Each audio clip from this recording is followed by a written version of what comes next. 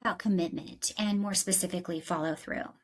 Because saying yes is easy, following through, that's where leadership actually shows up. Following through means taking action. It means honoring your word, and when life happens, as it always does, and you can't meet a commitment, it means communicating proactively and early so plans, resources, and expectations can shift without drama. That demonstrates integrity. Most leadership breakdowns don't happen because people are lazy or incapable. They happen because commitments are fuzzy, unexamined, or never real in the first place. So today we're breaking down why follow through fails, how to tell whether a yes actually means commitment, and how to lead conversations that result in action, not disappointment. This is Power Skills Lab territory, practical, human, and immediately usable. So let's reframe commitment first. Commitment isn't just agreement, it's an intentional decision paired with action.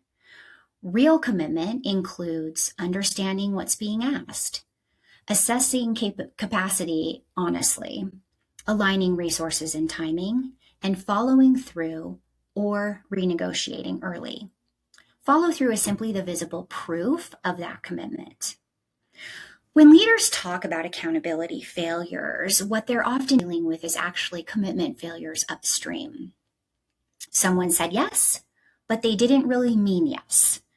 And to be fair, there are a lot of reasons people don't follow through.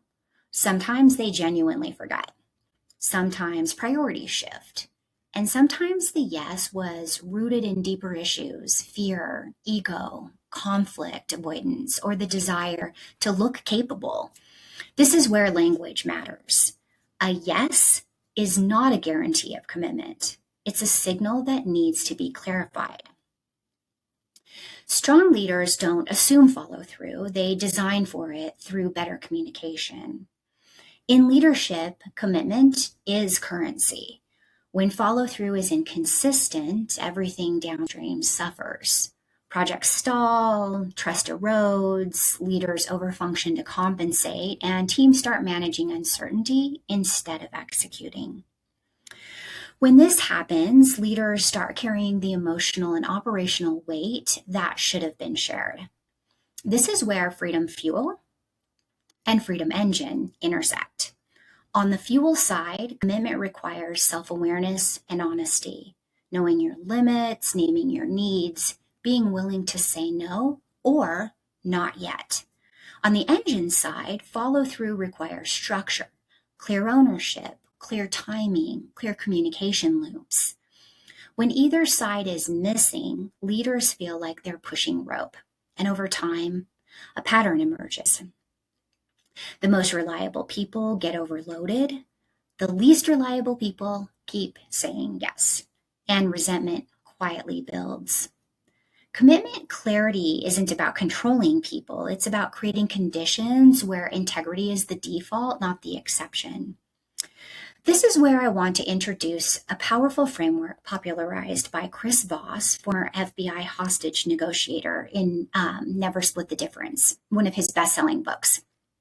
He talks about 3 types of yes, and once you see this, you cannot unsee it. First, the counterfeit yes. This is when someone actually wants to say no, but it feels safer or easier to say yes. You'll see this from conflict avoidant people or those worried about disappointing you.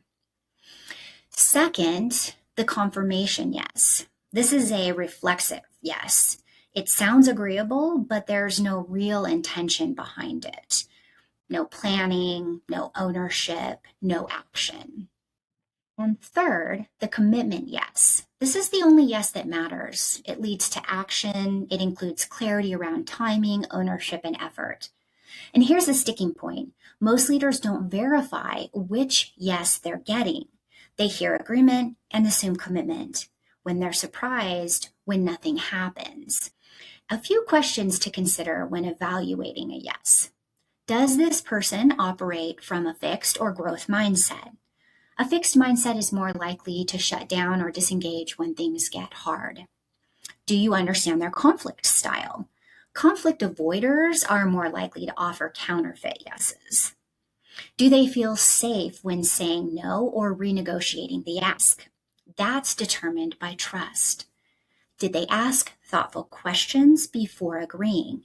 If someone hasn't explored implications, timing, or trade-offs, that yes is probably shallow. And this isn't about judgment, it's about discernment. So let's make this actionable. Here are 3 leadership moves that dramatically increase the odds of getting a real commitment yes. 1, create an environment for healthy conflict. People need to know that saying no or proposing an alternative is safe. When no is allowed, yes becomes meaningful. 2, elicit verbalization of needs.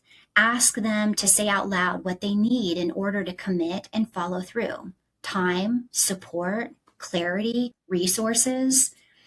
This shows how thoughtfully they're engaging with the request. 3, ask follow-up questions about the timing and action. What's your first step? When will this be done? What could get in the way? Commitment reveals itself in specificity. And remember, if someone can't follow through, proactive communication is still integrity. Silence is not. Commitment isn't proven by intention. It's proven by action or by early, honest renegotiation. Strong leaders don't collect yeses, they cultivate commitment. When commitment is real, follow through becomes predictable. Trust stabilizes and leadership gets freer. That's what we're going for. If this resonated, keep working through the playlist. We're strengthening the power skills that actually hold teams together. I'm Katie Schulke, and we're building badass leaders one power skill at a time.